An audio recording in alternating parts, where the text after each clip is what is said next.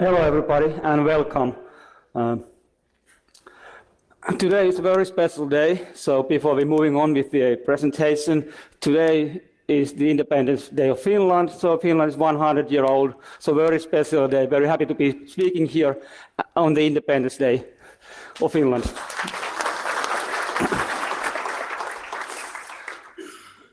Okay, so today we're going to speak about evasions and automatic testing of evasions using a fuzzing. And my name is Olli-Pekka Niemi, and this is my colleague Antti Levomäki. So Antti is a research scientist in Forcepoint, and he's been doing security research for 14 years or so. And I'm his boss, so I'm basically managing his research. All right, so network evasions and fuzzing. So first, what's an evasion? So the evasion is a way of bypassing information security device, in order to deliver exploit, malware, some malicious payload without being detected, bypassing, piercing through a security device such as next-gen firewall and IPS. And then if you think about what is fuzzing, so fuzzing is basically inputting some random data, randomized data, malformed data into a device and see what happens. So what we do is we include and we use evasion techniques together with fuzzing. So we generate different kind of network evasions and we fuzz those. And then we experiment that to see what happens to security devices. And why do we do this? So the most important thing is that lack of modern tools on evasion. I mean, there really isn't much tools that you can use to test evasions, to find evasion vulnerabilities in security products. But even more important is that if you want to use an IPS system, you need to tune the policy. So very unfortunately, most of the IPS system comes very poor policies. So how do you detect and prevent evasive attacks if you can test that against your device and you tune your policy? So that's one of the reasons why we're doing. And of course, we want to persuade all the vendors to fix the evasion gap because we did the research with the fuzzing and we used a lot of different IPS systems, and we did find a lot of evasion vulnerabilities while we did it. And then there is a even more important reason, and it's that all the malware there. So think about this year, we had the Petaya, and we had the WannaCry. So those malwares piercing Windows systems and exploiting them, doing the ransomware thing. So they were just basic exploits without any evasion in place. And I mean, everybody has the supercritical servers in the data centers that can't be patched or is patched late. So that's why we have the vulnerabilities being exploited, because they can't be patched. So we put virtual patches in places. And what if your IPS system is able to prevent the attack, but if you apply evasions and then you get the ransomware in? So this is one of the motivations that we want to ensure the industry to build better security systems, basically. So network evasions. Why we have this? It's a result of different interpretation of traffic by security device. So the security device thinks differently than the endpoint. So it's basically exploiting the postal robustness principle, because you can encode data in so many different ways, and all the servers are built in a way that they really interpret all the data. So you can actually represent data multiple ways. And if the IPS system and the end server, if they kind of have different interpretation, then there is a gap. And that gap can be exploited. So you encode your exploit in a way that's not understood by the security device, but is still understood by the endpoint that you attack into. And all the evasion basically, are based on the Patrick and Newsom paper already in 1998, I guess. So they invented a lot of evasions, and then there's another tool called FragRotor that implements those evasions, and the FragRotor is still efficient as of today. The only thing is there that to use the FragRotor is really difficult, and you have to configure it, and you don't know what evasions you can put in there to actually bypass the systems.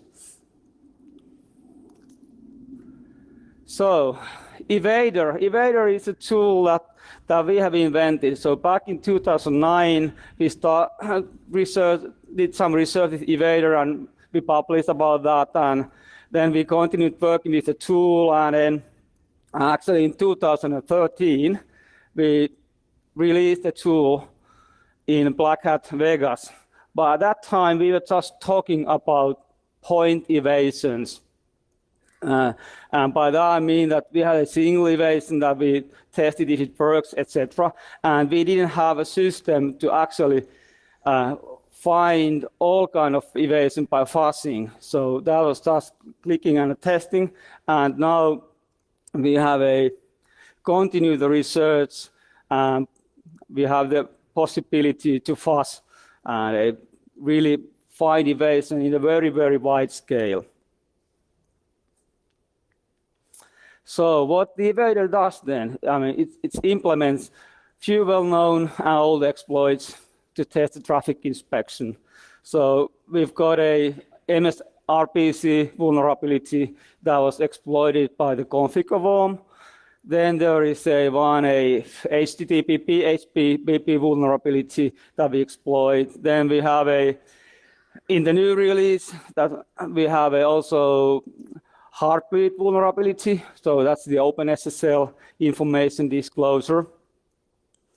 And then the PHP vulnerability that we exploit in HTTP. We have also HTTPS server having the same vulnerable PHP there, and then we can test if a secure device is able to decrypt the traffic, and inside the decrypt it is still doing a feasible analysis on the traffic the same way that it would be on basic HTTP. And we use in the Evader our own TCP/IP stack, and there's a lot of different evasions, and we actually try to calculate how many different evasions you can generate with a tool, and the amount of evasion is astronomical. So there's no way that you can actually test every evasion available or that exists. So how do we test them?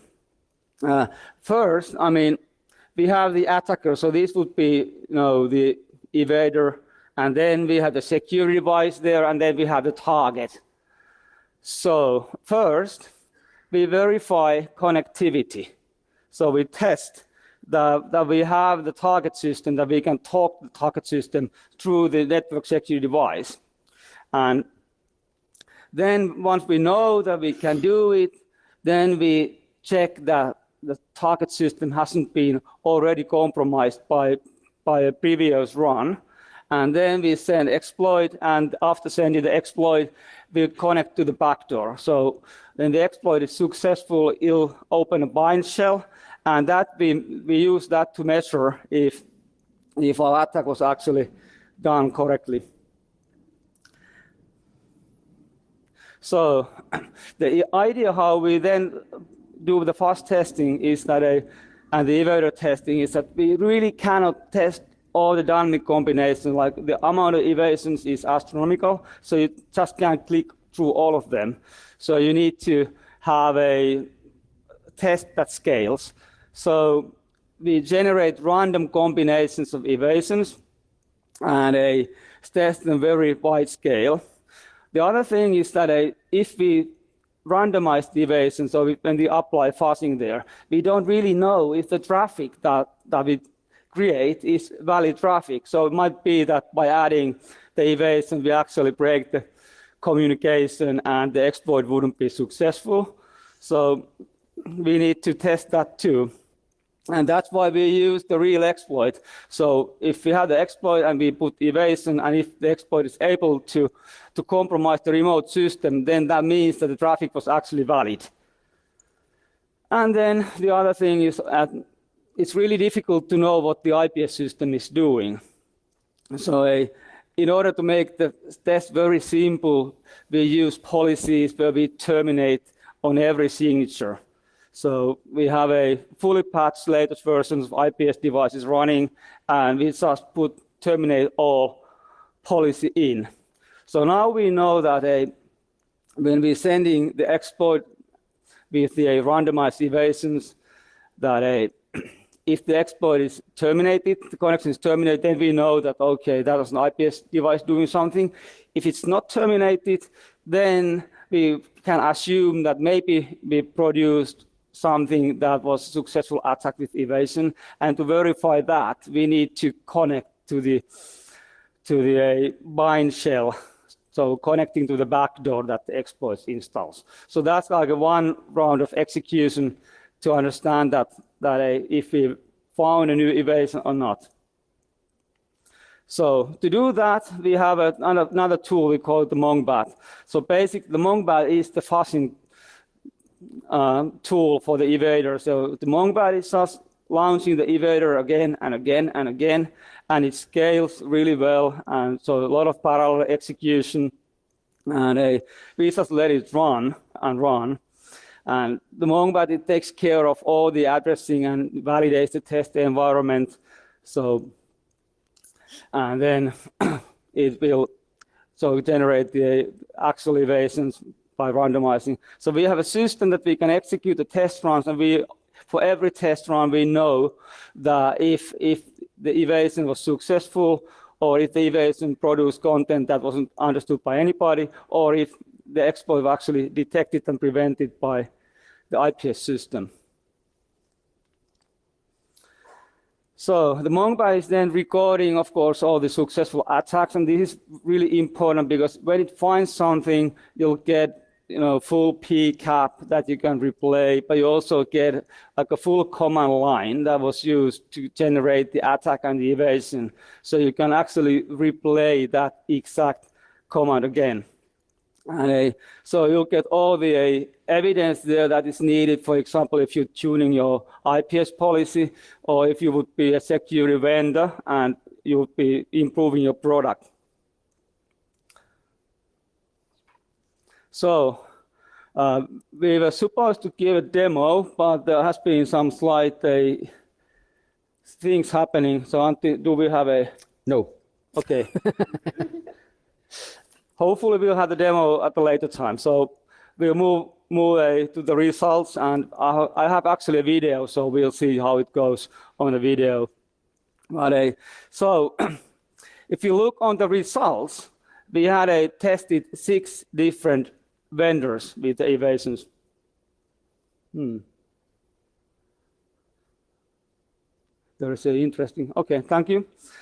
So we tested 6 different vendors with the evasions and with the fuzzing. So each test run consists of 10 minutes of fuzzing the traffic. And we tested with the HTTP, with the HTTPS, using the configure and using the heartbleed. And like we can see on the results, there's one vendor, when we were testing the HTTPS, so we had the PHP vulnerability inside HTTPS server, so connecting TLS, and the device was configured so that it was decrypting the TLS.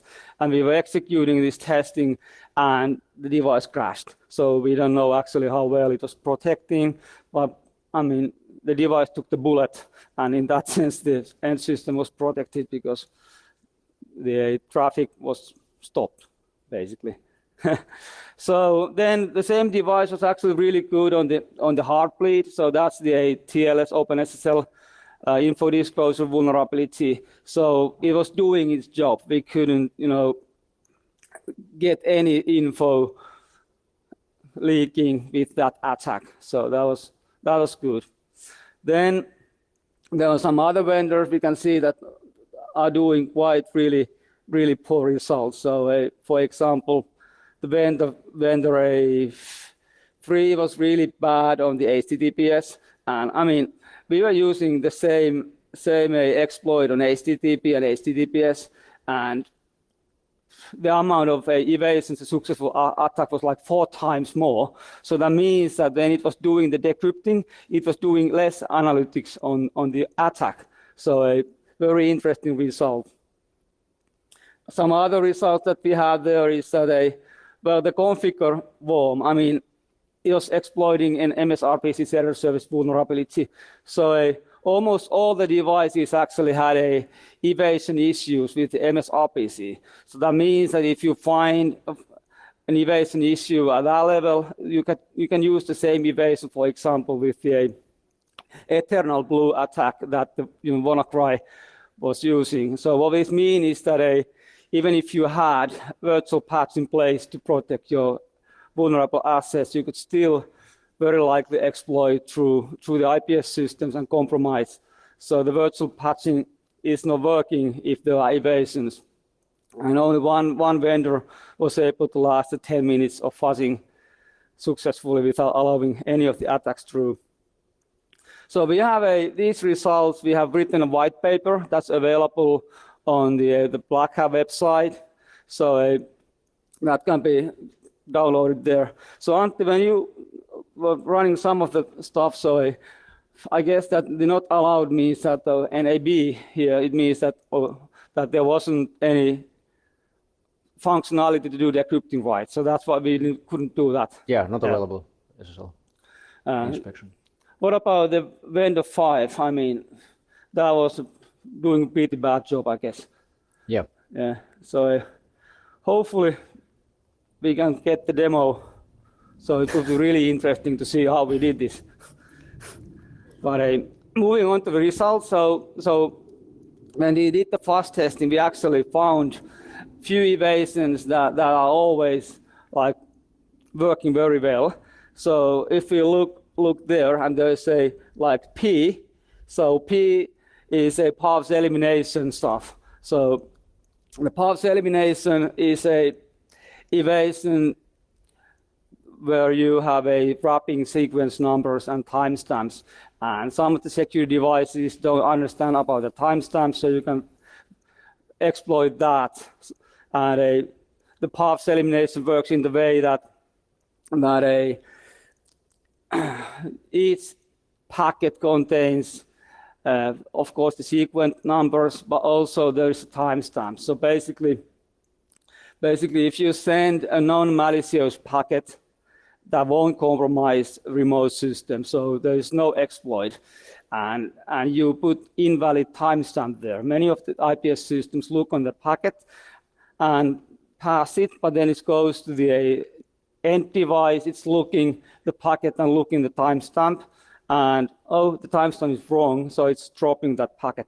So then we send another packet using the exact same sequence numbering, but this time the exploit is in the packet, and we had the correct timestamp in place as well. So what then happens is that the IPS system probably looks at, okay, it's a resend. I've seen this packet already before because the sequence numbers are same, and then it passes along. And then it goes to the end system and looks, okay, sequence number, all good. And then it looks on the timestamp, and that's good also. So what happens is that the target system is exploited. So that's the path elimination stuff. Then we found a lot of evasions also on the HTTP. Do you want to remember was any particular evasion HTTP layer that was most common? In HTTP? Yeah. I guess replacing the get with some random word, which works with Apache and PHP very well. And then we had also some TCP level evasion stuff that we used. So that's probably some TCP segmentation stuff in auditing the path elimination. And then we had the TCP chaff. So that's basically adding some extra content. Yep. So then when we started doing this testing, so there was a lots of challenges that we faced during the testing. So one of the things was that our tool was blocked. So basically, we used dead beef as the MAC address. So when we first released the Evader, so we observed the vendors, like we released it 2013, so the vendors started to maybe add some detection for the tool instead of fixing the evasion stuff. So the dead beef was one of those. So what we did, we changed the MAC address. So now it's always randomized. And then a user agent, we had a default user agent. So instead of trying to understand the exploit, they're looking for the user agent. Then we had in our TCP IP implementation, we had a bug, basically. So we always had a TCP SYN window scaling set to 0 on SYN. So we observed that all the SYNs were actually being dropped. So then we kind of added operating system spoofing so that now the Evader can spoof and looks like the traffic is coming from a Linux or coming from a Windows, so you can configure that. So that's our operating system spoof. And then what else we did? So yeah, the shell banner. So we have the backdoor installed, and the backdoor is actually just launching basic shell. So in case of Windows, you will see the Windows command prompt. So many of the devices actually trying to detect that and prevent us to measure if our attack was successful and prevents this, after the fact. So post-exploitation phase preventing. So we have added different mechanisms to actually identify if the remote system is compromised. And then we also noticed that some of the vendors start to do very aggressive high port blocking. So when we tried to test the evasions, we noticed that we couldn't send traffic through high ports. So then we had to modify so that we started using inline shellcode. So we used the same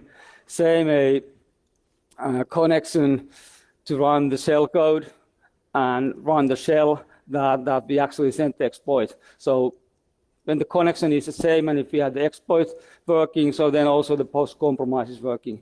So that's another. And then what is really difficult is that some of the devices start to do really aggressive blacklisting when you kind of configure all the blocking stuff. So we noticed that one vendor was actually blacklisting like the IP address of Evader or the subnet of Evader. So now with MONGBAT testing, when we do the fuzzing stuff, we always do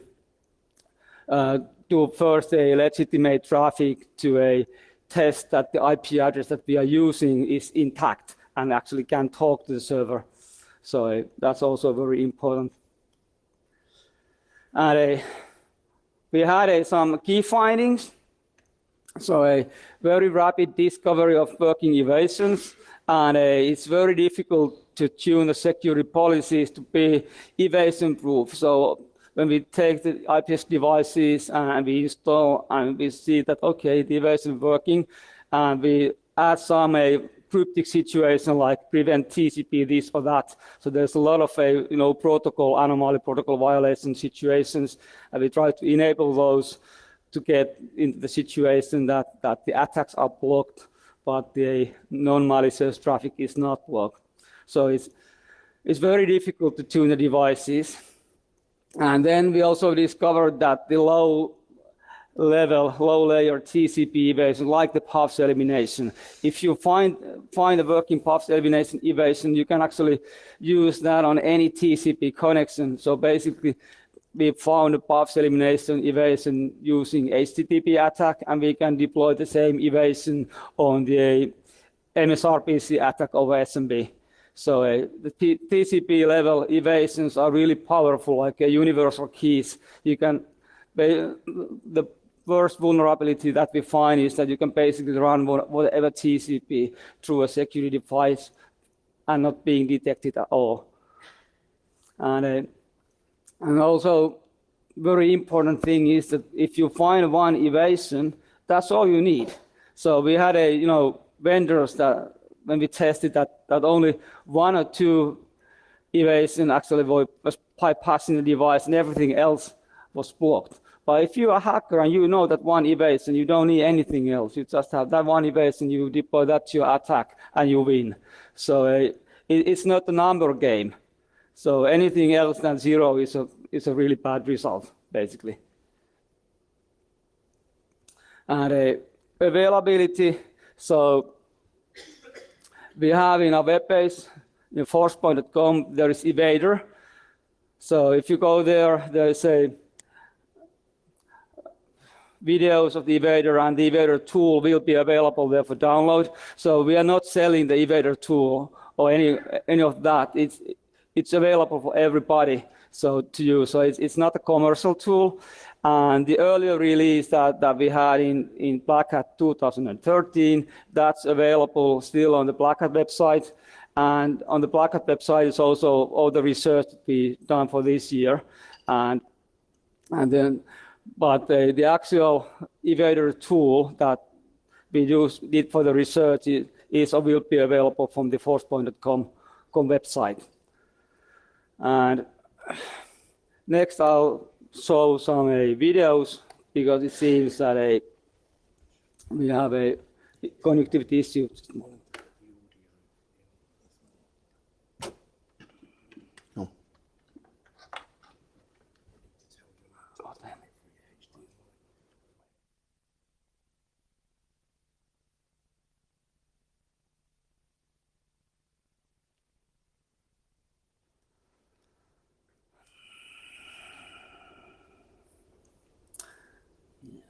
So.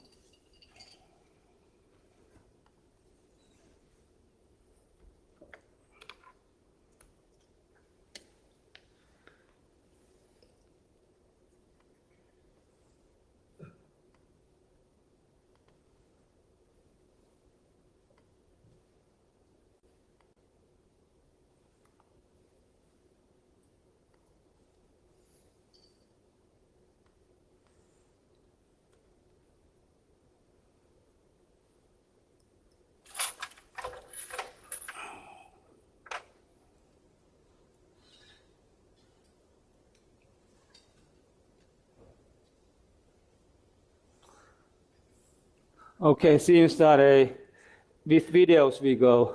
I'm really sorry about that. So.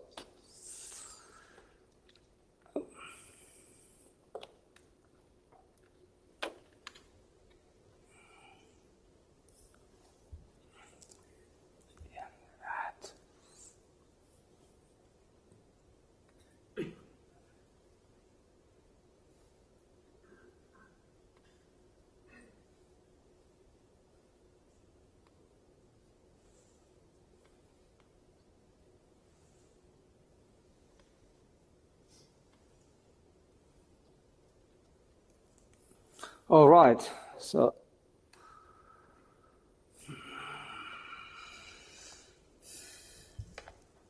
these videos are available on the website. So this is just the basic way how the evasion works. So we have the exploit, and this is now what the tool looks like. So I mean, here on the right we have a Windows 2003 system, and then on the left we have the Evader GUI.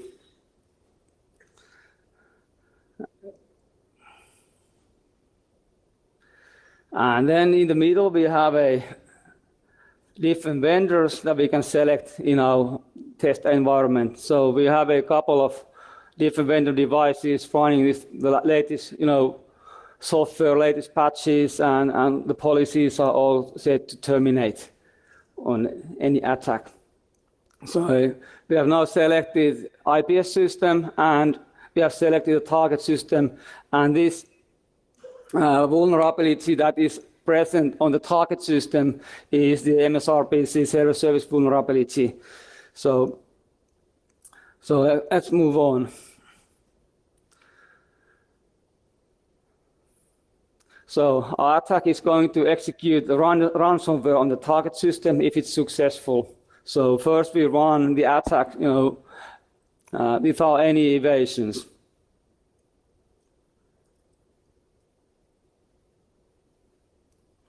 So as we can see, the attack is not successful and our tool is saying that it failed. So this is a single run of Evader. And we can then go and verify from the logs that the attack was blocked. So we'll see there an event saying that the attack, a critical attack happened, but that has been blocked, so all good.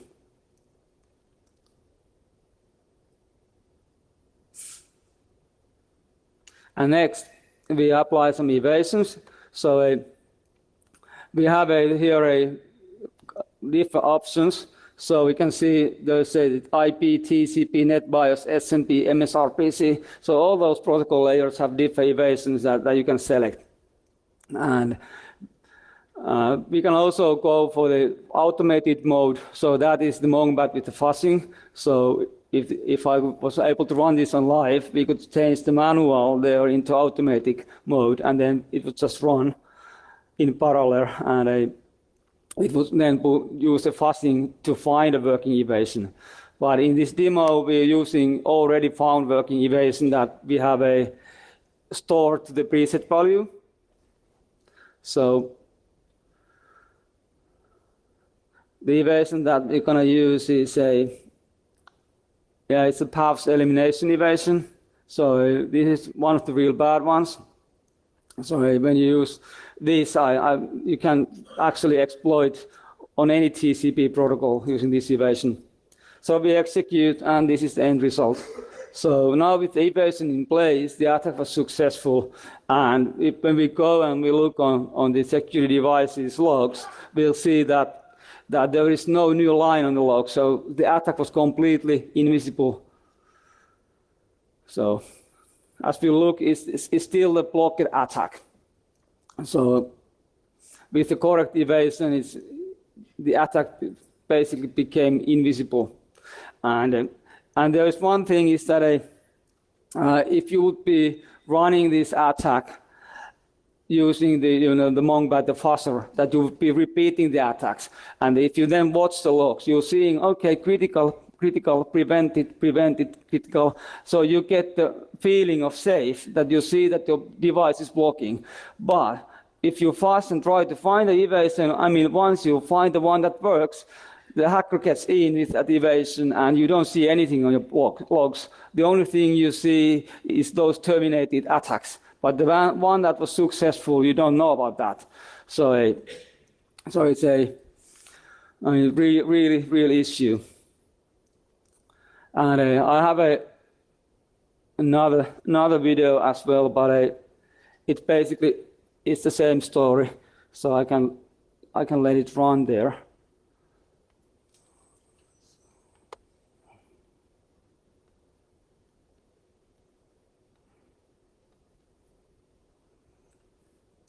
So it's the same thing happening all over again. And while it runs there, I guess our VPN stuff is still... Yep. Yeah, okay, so no live demo. So I think that we can move to the QA part then. So, really, if you have questions, yes? Sorry, you mentioned devices a number of times. You were testing IPS or IPS devices. So was your testing limited to inline devices, or are you looking at host-based devices? Okay, so the question is that if our testing was inline devices. Yes, we only did the inline devices, so IPS and a next-gen firewalls with inspection capabilities. So only inline and no host-based tests done.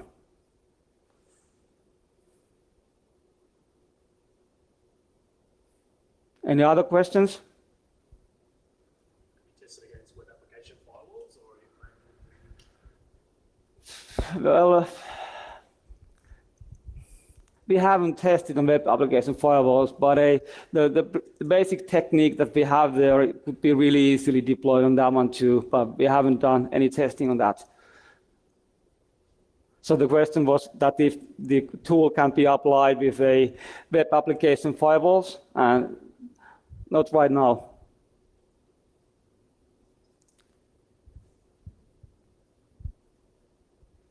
I was wondering, which algorithm you use for fuzzing? Is it totally random? And if yes, can you think of some heuristic that might improve the results? Okay, so the question was that do we use any heuristics or is it completely random? So we tested with completely randomness, but that produced so much kind of invalid traffic that it doesn't lead to anywhere. So yeah, there is the kind of heuristics or more like targeted fuzzing that we have in each different protocol layer, there are parts that we actually are fuzzing and the parameters. So it's kind of targeted in order to have more valid traffic than invalid traffic. Any other questions?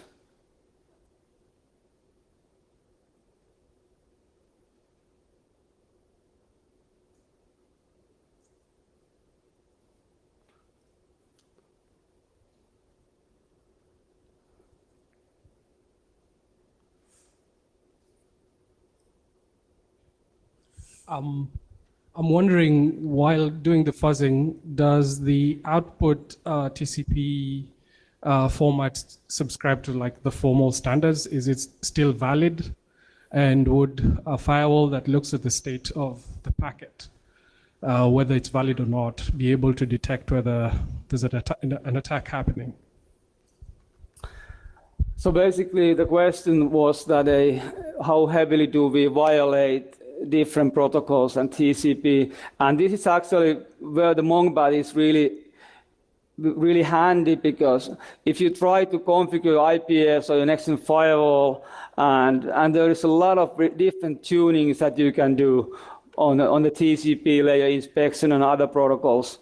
So if you don't have those tunings enabled, then you'll be able to really easy to hack through.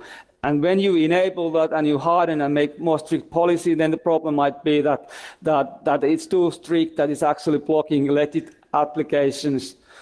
And yeah, we have tested next-gen firewalls with all the protocol violation situations enabled and still getting through. So we really used a policy that is blocking on anything that's like violation of protocol and exploit an anomaly.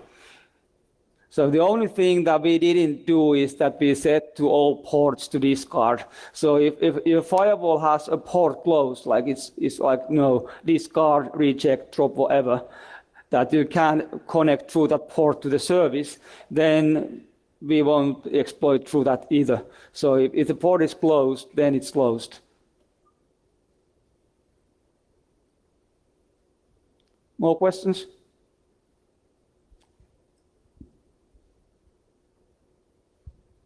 Can you disclose the name of the vendor you assessed? Because there was a table at the beginning of your presentation, but it was kind of anonymized. We can talk about that privately on the corner.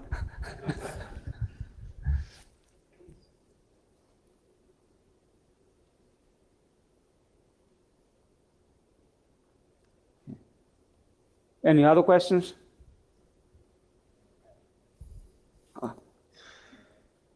Moving all the protection to prevent is not recommended by most of the vendors.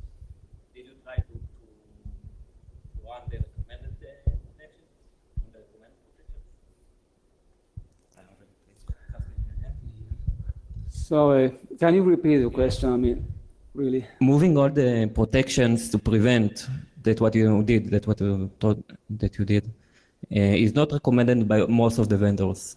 Did you try to run over the recommended protections? Well, we tried with recommended policies, but if you get any IPS next-gen firewall, the default of recommended policies are part of one vendor in the test. All the others like really easy to get through. So we tried the recommended one, but what we really did is that we hardened the policy so that it tries to drop everything always. And we have distributed the tool to other vendors, so we know that, because it's been already published previously. And so all the other vendors probably had a tool and they've been using it, and like we found that many of the vendors actually more like trying to block the tool than preventing the evasions. So that was the one slide, like we had a default user agent and a default TCP SYN packet and all that. So that's been happening.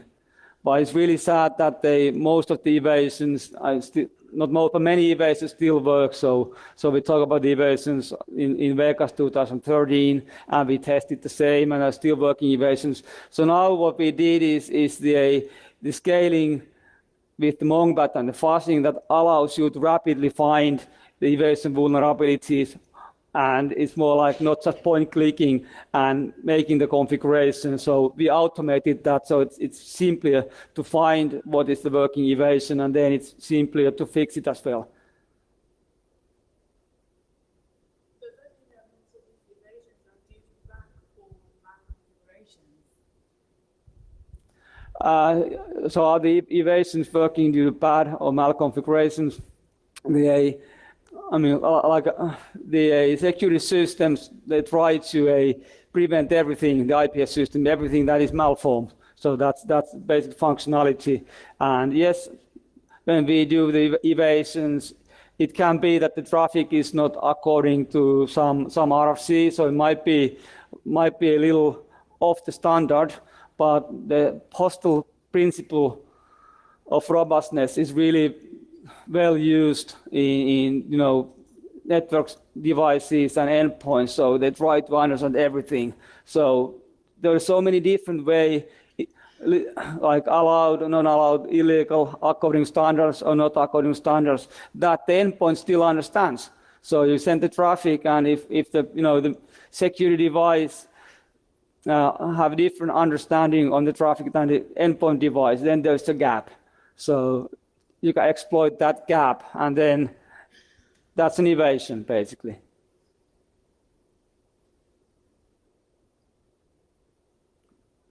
So I've seen a lot of environments going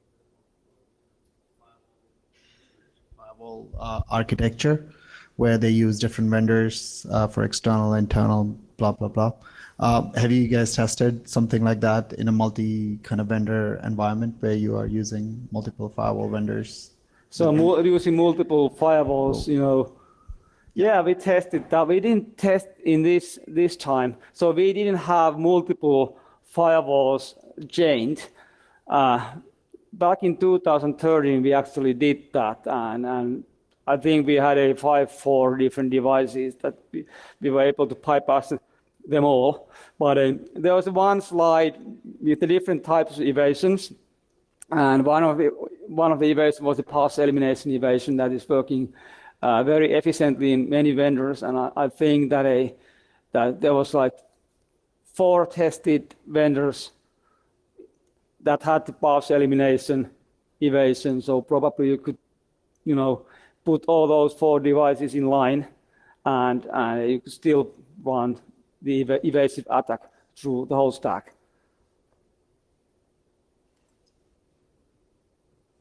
But that's true that having 2 different devices on the row may improve your security and may improve the chances to block the attacks.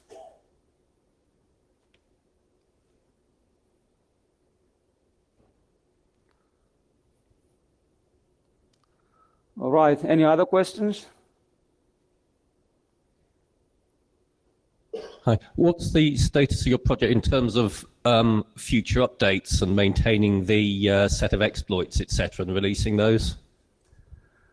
Well, we haven't really planned on doing any new exploits there. So the new evasions, yes, but the exploit is way to measure, the evasion. So it's not that we would like to create the world's best pen testing tool or start to integrate stuff with like Metasploit. So that would be very interesting, but it's not the purpose here. The purpose is that we have these attacks and these evasions, and the attacks needs to be widely known so that we can assume that all the security devices can detect and prevent. So at this point, we haven't been considering of adding additional exploits.